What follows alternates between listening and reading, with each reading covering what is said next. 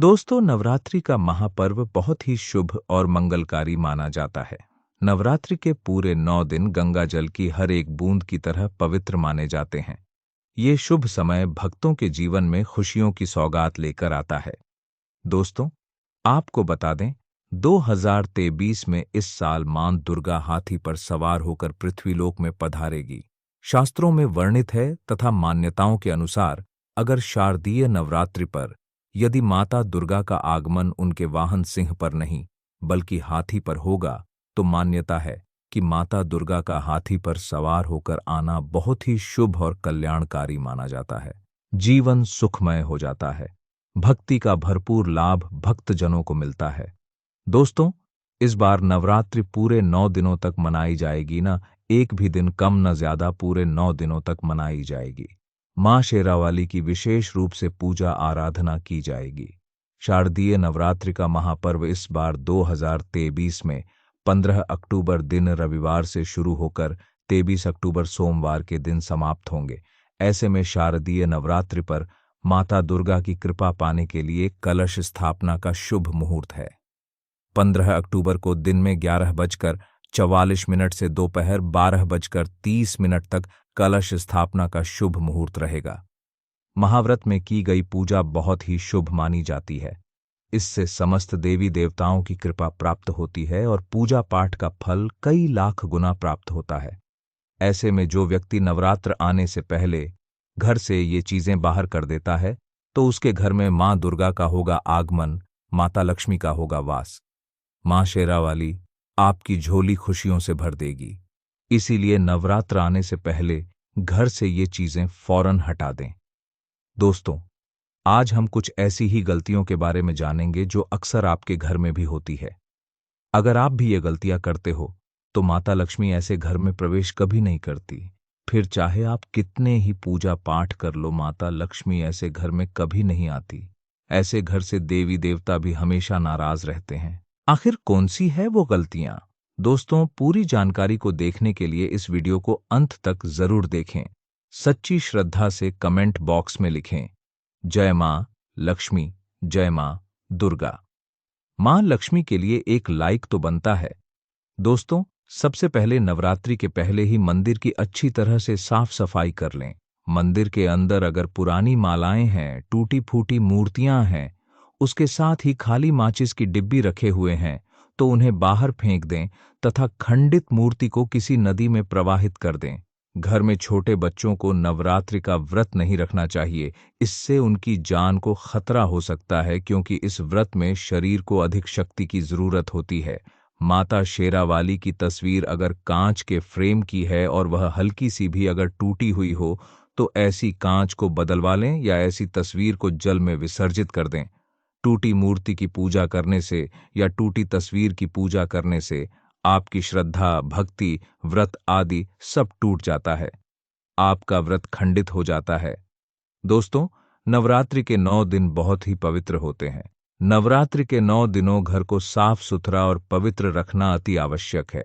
इसीलिए नवरात्रि के 9 दिनों में ब्रह्मचर्य का पालन किया जाता है और तामसिक भोजन ग्रहण नहीं किया जाता। नवरात्रि के 9 दिनों में माता रानी के भक्तों को प्याज, लहसुन, मांस, मदिरा और अंडे से दूर रहना चाहिए। अधिकतर भक्त नियम का पालन भी करते हैं, लेकिन वह एक गलती कर बैठते हैं। वो नवरात्रि के 9 दिनों में अपने घर इन अपवित्र चीजों को रख लेते हैं। ऐसा भूल कर भी नहीं करना चाहिए। भागवत पुराण के अनुसार नवरात्रि के 9 दिनों तक माता रानी अपने भक्तों के घर में वास करती है। अगर आप भी चाहते हैं कि माता रानी आपके घर में वास करें, तो आप अपने घर के वातावरण को पवित्र रखें और नवरात्रि शुरू होने से पहले ही अपने घर से प्याज, लहसुन, मीट, अंडा और मदिरा को बाहर निकाल दें। अपने घर को साफ रखें। इन वस्तुओं को घर से बाहर निकालने के बाद अपने घर में गंगा जल का छिड़काव अवश्य करें। भगवत गीता में भगवान कृष्ण कहते हैं, बगैर गंगा जल छिड़काव कोई भी मंगल कार्य सफल नहीं माना जाता। गंगा जल का छिड़काव स्वयं भगवत गीता में श्री कृष्ण ने बताया था। अगर आपके घर में गंगा जल न हो तो मार्केट से गौमूत्र ला सकते हैं और गौमूत्र लाकर आप गौमूत्र का अपने घर में छिड़काव करें। बस थोड़ा सा पानी में डाल लें। इससे आपके घर का वातावरण पवित्र हो जाएगा। घर में मौजूद नकारात्मक ऊर्जा भी नष्ट हो जाएगी। और जिस घर में वातावरण पवित्र होता है और नकारात्मक ऊर्जा नहीं होती, वहां माता रानी का वास सदैव होता है। नवरात्रि के पहले आप अपने पूरे घर की अच्छी तरह से सफाई कर लें। घर में जो भी फालतू सामान है, फटे पुराने कपड़े, उन्हें बाहर निकाल दें।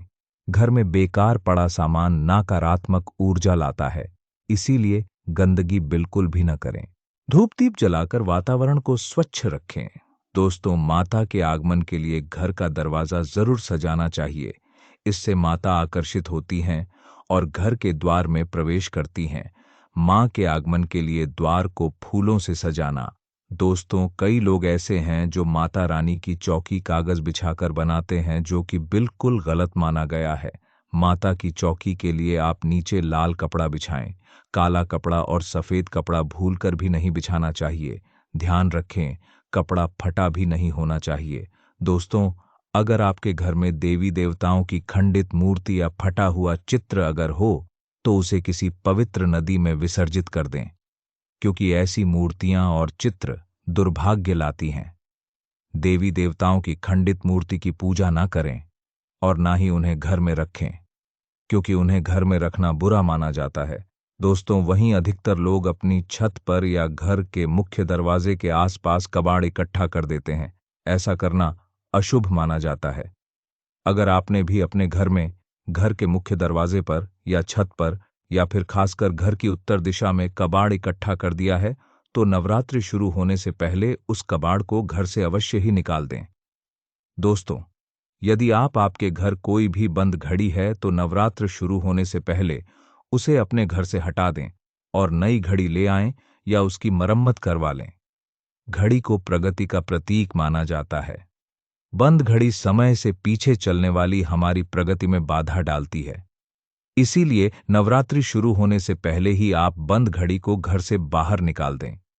दोस्तों, अगर आपके घर के मंदिर में किसी भी तरह का कोई फालतू सामान रखा है, जैसे कि सड़े गले फूल, अगरबत्ती, धूप बत्ती के डिब्बे या माचिस आदि के डिब्बे, या कोई भी खाली पैकेट मंदिर में ना रखें, या फिर कोई फटी पुरानी धार्मिक पुस्तक या भगवान के कोई भी पुराने कपड़े जो खच गए हैं, या मुकुटमाला जो खराब हो गई है, तो उन्हें आप जितना जल्दी हो सके अपने मंदिर से हटा दें।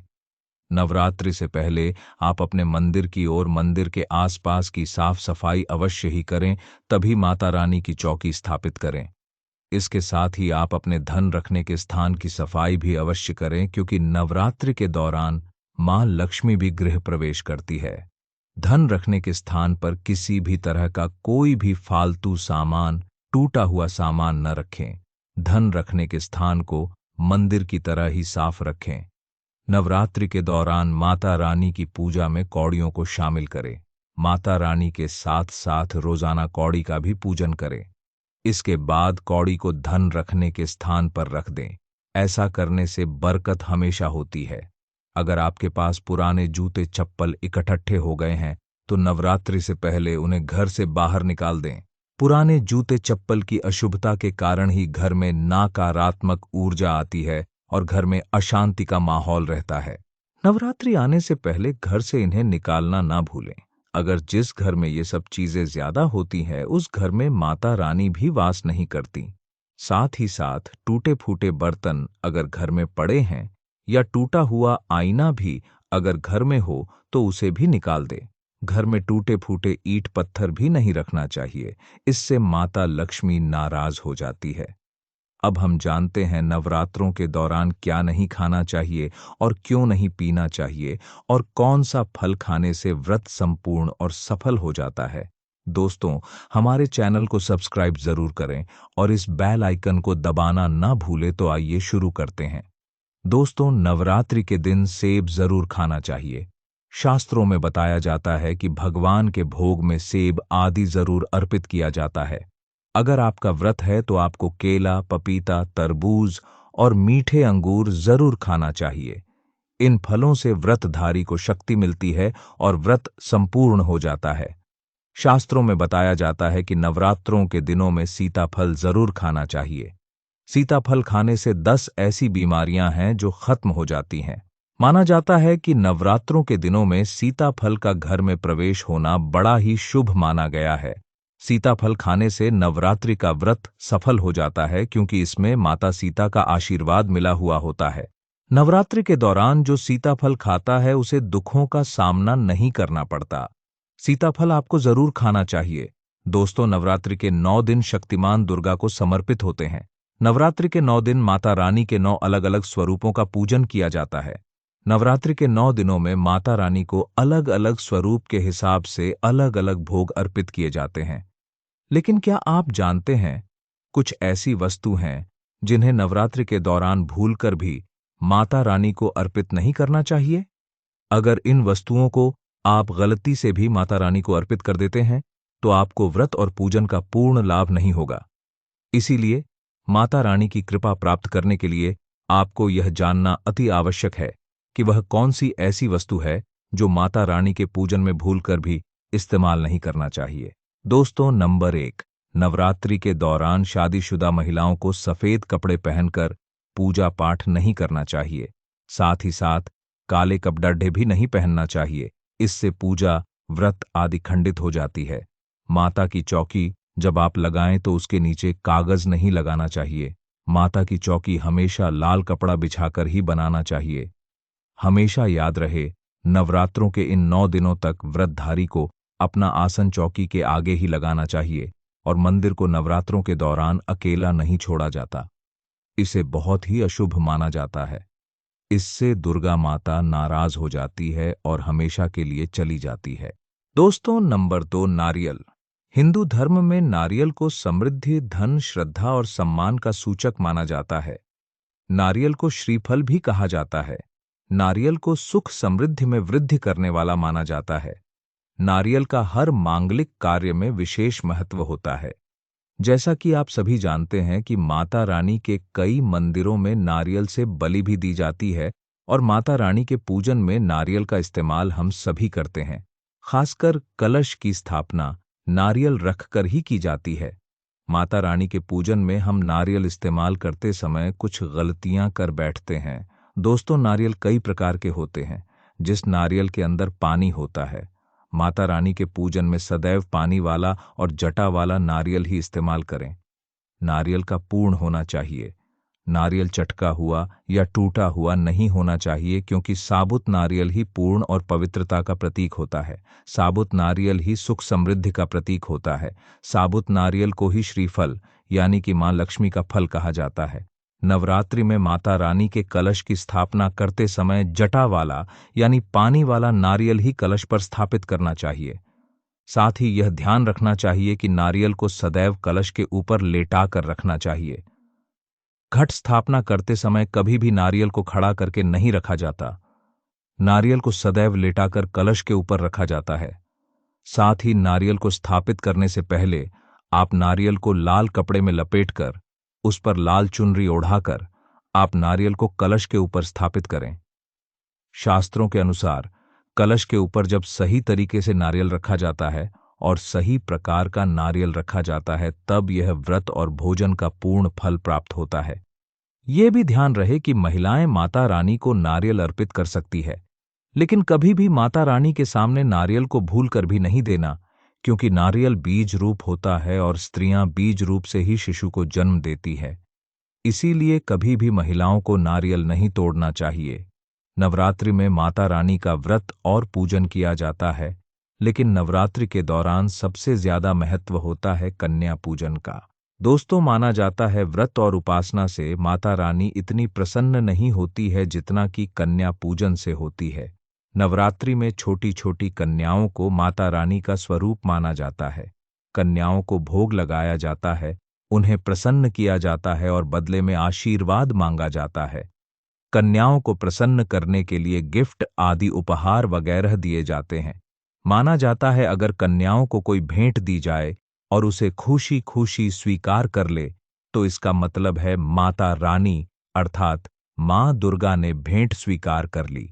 जिन पर कन्याएं प्रसन्न होती है तो समझो उन्हें माता रानी का आशीर्वाद मिल गया और माता रानी की कृपा से उन्हें मुंह मांगा वरदान प्राप्त होता है। नवरात्रि में 2 साल से लेकर 10 साल तक की कन्या का पूजन होना चाहिए।